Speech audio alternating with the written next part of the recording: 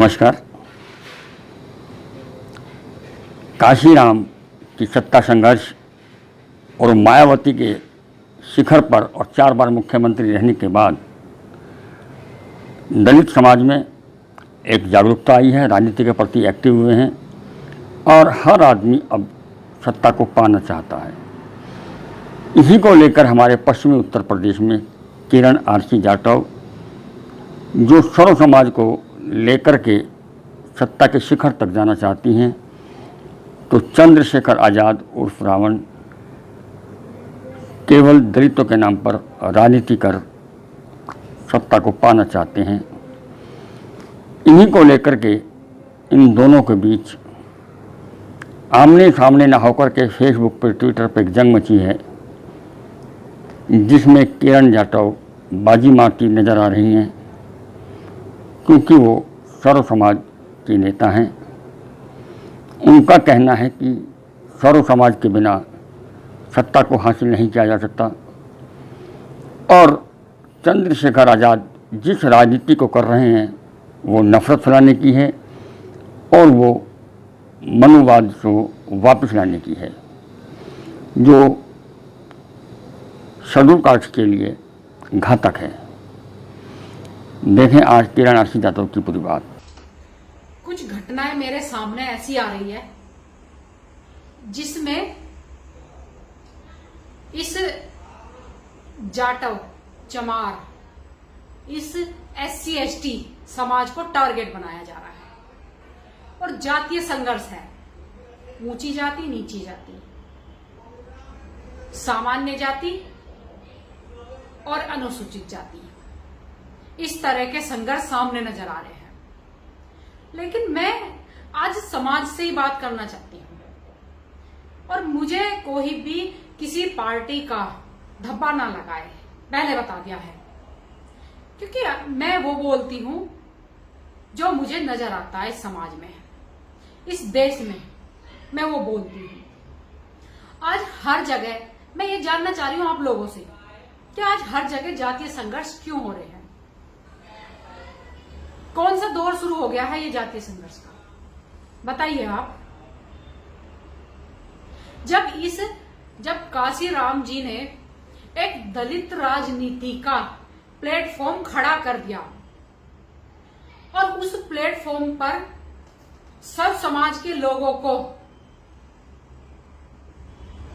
खड़ा कर दिया, सब समाज के लोग इस SC ST तबके से, इस बहुजन तबके से मिलकर राजनीति करने लगे। ऊंच नीच, नफरत की भावना समाप्त हो गई।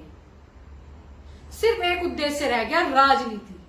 राजनीति कैसी कि भाई हमको देश में अच्छा करना है, हमको समाज का भला करना है, हमको इन्हें मुख्य धारा से जोड़ना है, सर्व समाज को मुख्य धारा से जोड़ना है। जो सर्व समाज के वंचित लोग हैं उनको मुख्य धारा से जोड़ना है। यहां पर आकर दलित समाज की, बहुजन समाज की राजनीति टिक गई। इतना तो इतना जाट, ठाकुर, गुज्जर, त्यागी, पंडित, श्रवण समाज कहते हैं जिसको, वो सब पासी, धोबी और वाल्मीकि, खटीक, कोरी, कुर्मी, प्रजापति, ये तो अलग है ही। लेकिन ये जिनको आप सामान्य कास्ट में गिनते हो और जिनको आप मनुवादी, श्रवण समाज, ब्राह्मणवाद, जिन्हें कौन कौन से शब्द आप लोग देते हो, वो लोग भी बहुजन के प्लेटफॉर्म पर खड़े हुए, अपनी राजनीति महत्वाकांक्षा लेकर आए और आगे बढ़ने लगे। नफरत का दौर खत्म हो गया इस देश में। इस देश में नफरत का दौर खत्म हो गया।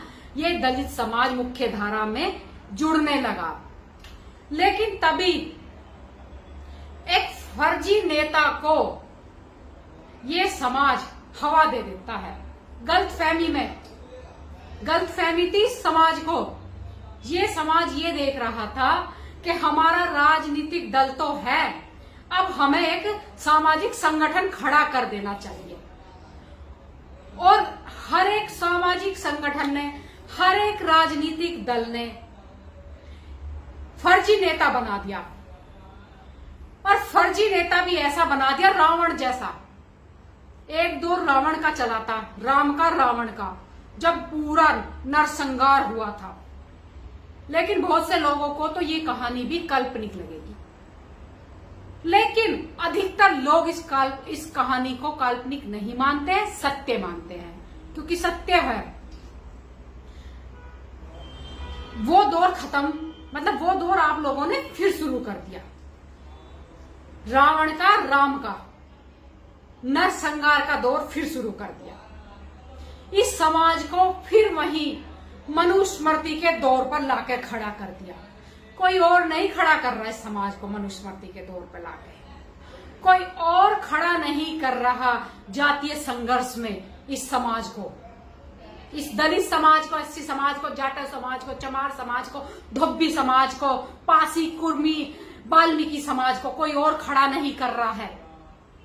आप लोग कर रहे हो खड़ा।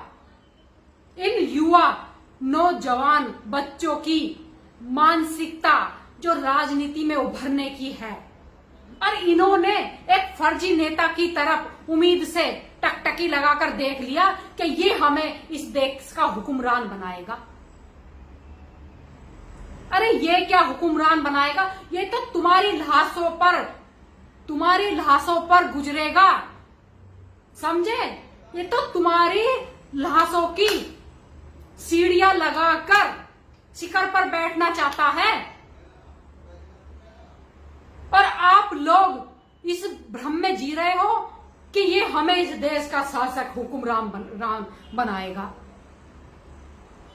तो मैं आपको बता दूं, इस देश का हुक्मरान शासक वही बन पाएगा जो सर्व समाज को साथ लेकर चलेगा। कभी आपने ऐसा सुना है कि सिर्फ एससी समाज की वोट से कोई प्रधानमंत्री बन गया, मुख्यमंत्री बन गया, या प्रधान बन गया, या वार्ड सभासद बन गया, पार्षद बन गया? कभी आपने ऐसा सुना है? सर्व समाज को लेना पड़ता है, सर्व समाज के हित की कार्य करने पड़ते हैं, तब राजनीति आगे चलती है। लेकिन इस समाज ने सिर्फ एक छोटी सी महत्वाकांक्षा के लिए कि हम एक समाज का एक सामाजिक संगठन खड़ा करेंगे जिसमें हमारे समाज को संरक्षण मिलेगा, इस सोच को लेकर एक फर्जी नेता को, एक फर्जी रावण को खड़ा कर दिया। यही सबसे बड़ी गलती सिद्ध हो रही है समाज के लिए।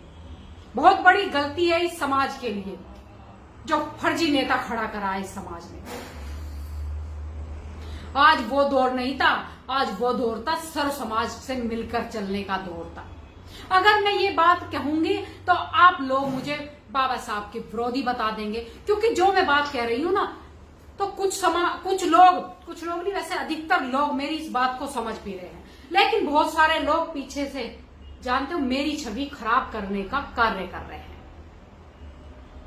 करिए, आपको ये डर है ना कहीं ये लड़की भी राजनीतिक प्लेटफॉर्म पे उभर ना जाए, इसी डर के माध्यम से अगर मेरी छवि खराब कर रहे हैं तो करिए। लेकिन मेरा जो कर्तव्य है इस देश के प्रति, समाज के प्रति, मैं वो करती रहूंगी।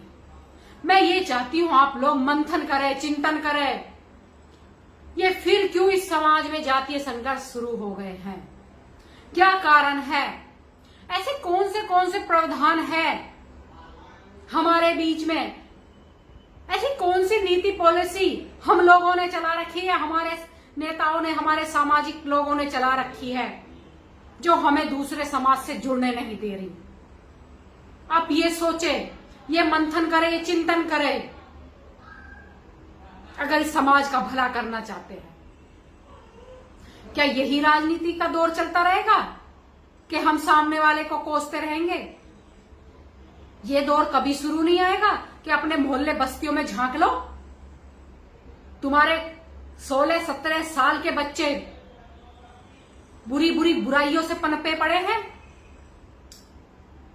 धूम्रपान, शराब, सिगरेट, ऐसी बुराइयां इनके बीच में है, संस्कार नाम की चीज इनमें नहीं है? ये क्यों नहीं देखते आप लोग? ये भी देखिए ना जरा जाके। इस समाज की महिलाएं मजदूरी कर रही है, ये क्यों नहीं नजर आता आप लोगों को? ये भी देखिए ना आप जो लोग कि क्यों ये मजदूरी आज तक भी कर रही है, और क्यों ये समाज मजदूरी पर ही टिका पड़ा है? क्यों इस समाज में से व्यापारी बिजनेसमैन क्यों नहीं निकल पा रहे? क्योंकि बुद्धि को एक तरफ केंद्रित कर रखा है। और फिर एक नई बीमारी आप लोगों के बीच में आ गई, इन युवाओं को फर्जी जोश दे रही है। लेकिन मैं कहना चाहती हूं मेरे नौजवान साथियों, ये आप लोगों को हुक्मरान बनाने का दौर शुरू नहीं हुआ है। आप लोगों की लाशों पर चढ़कर आपकी सीढ़ी बनाकर अपने को हुक्मरान बनाने का दौर शुरू कर रखा है इस फर्जी नेता ने।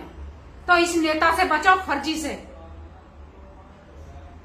मैं बस इतना ही समझाने आप लोगों के बीच में आई हूं। और इसी के साथ मैं अपनी बात समाप्त करती हूं। और बहुत से लोग ये कहते हैं ना, बहन जी आप जय भीम क्यों नहीं बोलती? मैं इसलिए जय भीम नहीं बोलती, मैं बताना चाहती हूं मेरे भाइयों, देश से बड़ा कोई महापुरुष नहीं होता। और मुझे महापुरुषों में सिमट के नहीं रहना। मुझे अपने देश के प्रति अपना कर्तव्य याद है। तो मैं सबसे पहले अपने देश का राष्ट्रीय सलूट जय हिंद बोलूंगी और जय भारत बोलूंगी। जय हिंद, जय भारत।